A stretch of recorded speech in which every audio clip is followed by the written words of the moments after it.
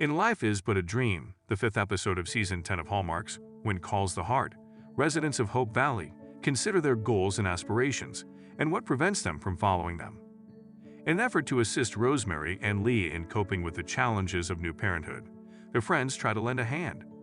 Henry is able to discover a new part of himself through a task from Elizabeth and her students, which pleasantly surprises him and everyone else.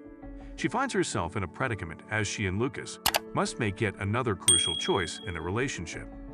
To strengthen their relationship with their girls, Nathan and Joseph take them camping on the opposite side of town. When Fiona is presented with a fresh business opportunity, Sue finds it difficult to embrace her heritage. Furthermore, Madeline's growing desperation to purchase property in Hope Valley has a significant impact on her decision to remain in the community. You might be interested in learning how everyone turns out in the last scene of When Calls the Heart Season 10 Episode 5, given the significant changes that have been occurring in the lives of Elizabeth and her pals. Do not fret, for we are here with solutions. Spoilers ahead.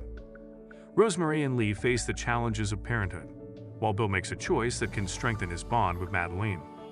Rosemary and Lee are still getting used to life as parents. Their newborn is 3 weeks old, but they haven't given her a name yet, and the couple's life revolves around changing diapers, feeding the baby, and taking naps. When Elizabeth, Molly, Florence, and Minnie pay them a visit, they begin to feel a little anxious since they are worn out and the house is a mess. Rosemary and Lee feel overburdened, yet they are hesitant to accept assistance from their friends. In response to Elizabeth's offer to watch her goddaughter so the new parents may take a break, Rosemary manages to flip the situation so that she is now responsible for watching young Jack on Elizabeth and Lucas's date night. Elizabeth eventually sets a boundary. She advises, "You need to take some time for yourself. It's crucial for both you and the baby," she said.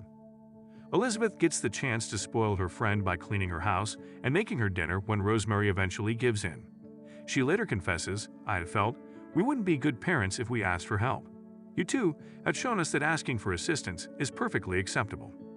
As far as we are aware, Lucas and Elizabeth have not yet chosen a date for their wedding, but that doesn't mean he isn't preparing for their future together.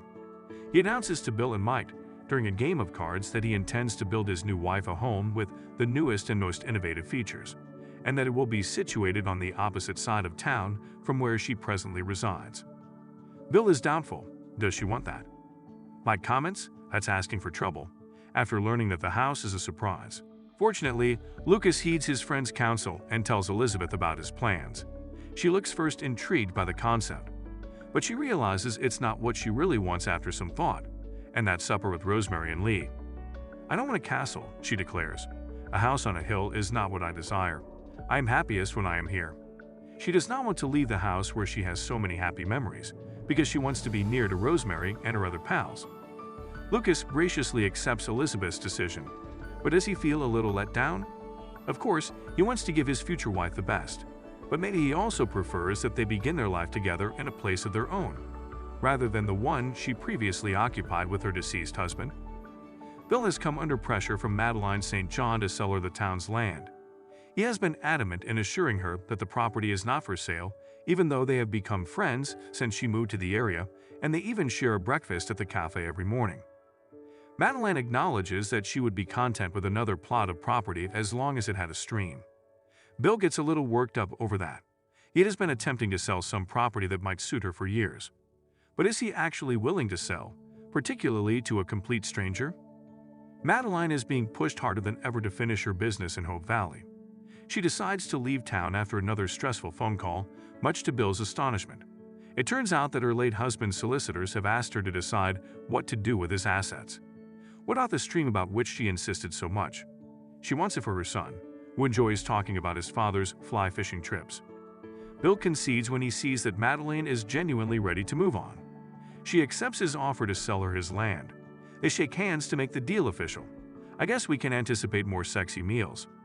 Nathan is a little overburdened with parenting a teenager, but their camping vacation with Allie, her friend Angela, and Angela's father Joseph is a huge success.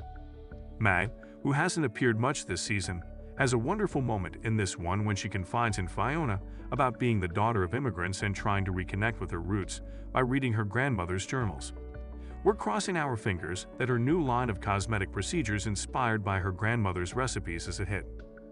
Gowan's protracted redemption story goes on. Henry, who is often surly, is persuaded by Elizabeth to assist her with a class gardening project.